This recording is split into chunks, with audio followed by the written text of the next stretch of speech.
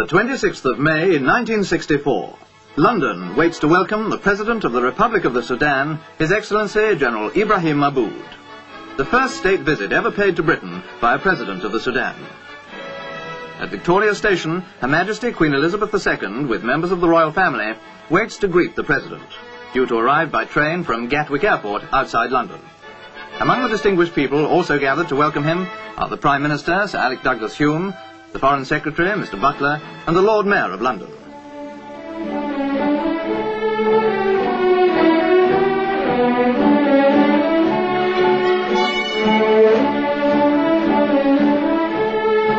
The Queen's husband, His Royal Highness Prince Philip, Duke of Edinburgh, had met the President at the airport and accompanied him on the special train to London.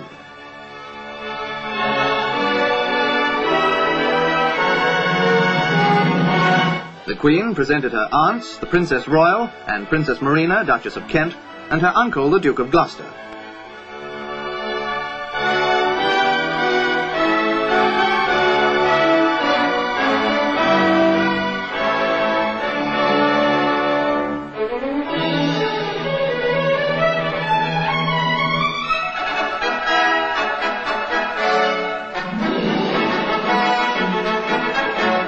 Then it was the turn of the waiting dignitaries to welcome the Queen's distinguished guest.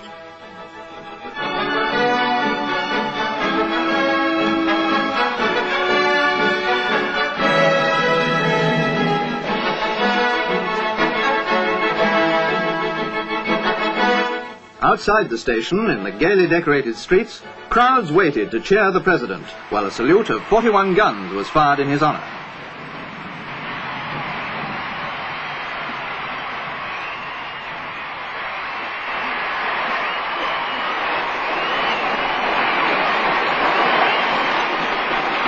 Special wave from the President to his fellow countrymen waiting to greet him.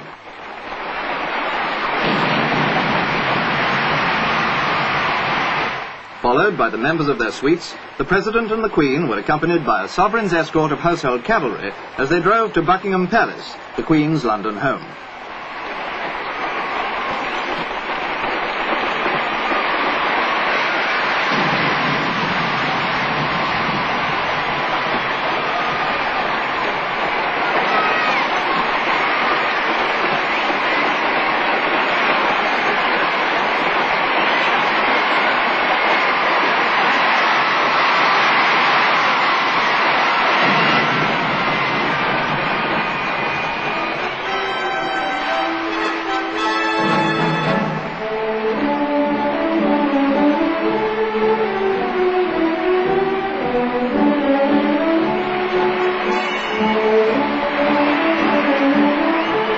The British and Sudanese people have long been linked in history, and the crowds were eager to greet the leader of this great African nation.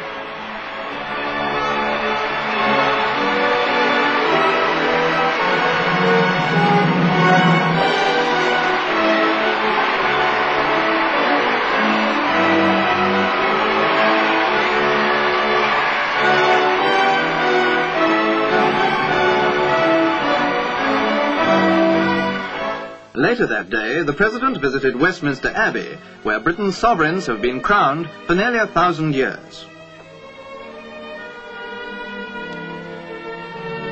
He was welcomed by the Sub-Dean, who escorted him into the great church.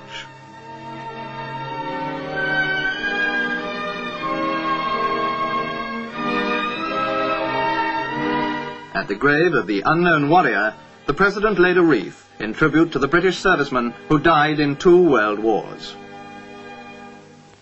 One of the highlights of the summer in London is the annual flower show held at Chelsea. This show attracts visitors from all over the world.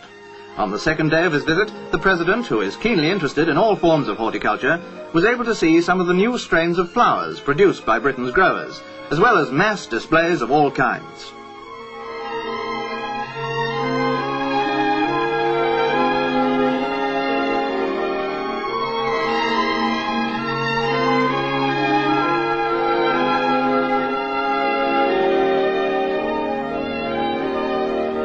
That evening, at Lancaster House, the Foreign Secretary and his wife were hosts at a British government dinner given in the President's honour.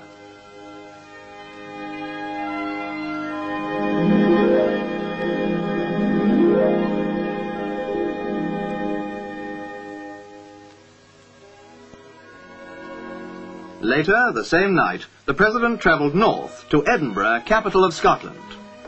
High above busy Princes Street stands the castle, where a 21-gun salute was fired to greet the President. At Queensferry, not far from Edinburgh, the President received an enthusiastic welcome from hundreds of school children and their parents.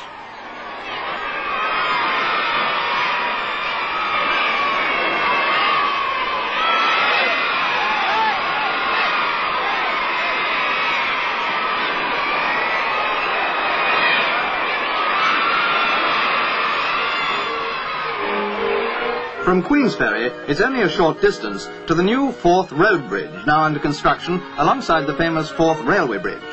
When complete, the road bridge will provide a new highway from Edinburgh to the north of Scotland.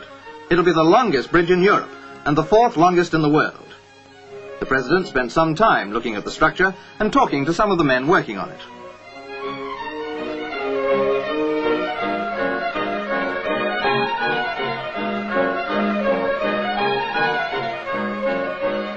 Later, the same day, the President visited the British Motor Corporation's new truck and tractor factory.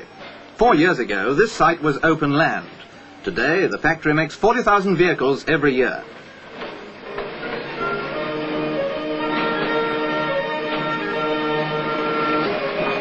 Back in Edinburgh, the President was guest of honour at a tea party given by the British Council. Here, he was able to meet and talk with a number of Sudanese students who are studying in Britain.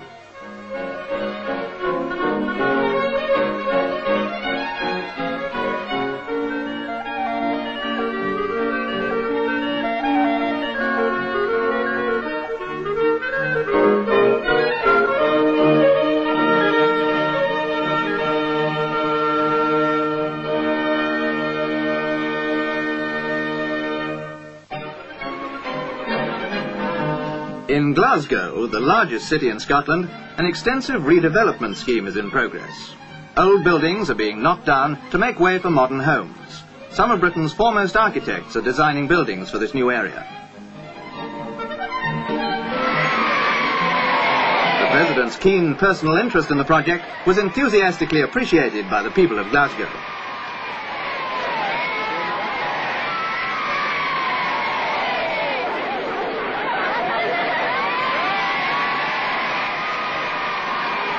Although Glasgow is a huge industrial city, it stands close to some of the most beautiful scenery in Scotland.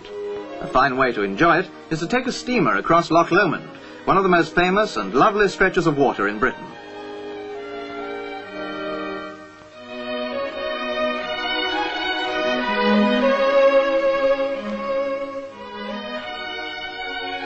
The President enlivened the trip by taking a hand in steering the steamer himself.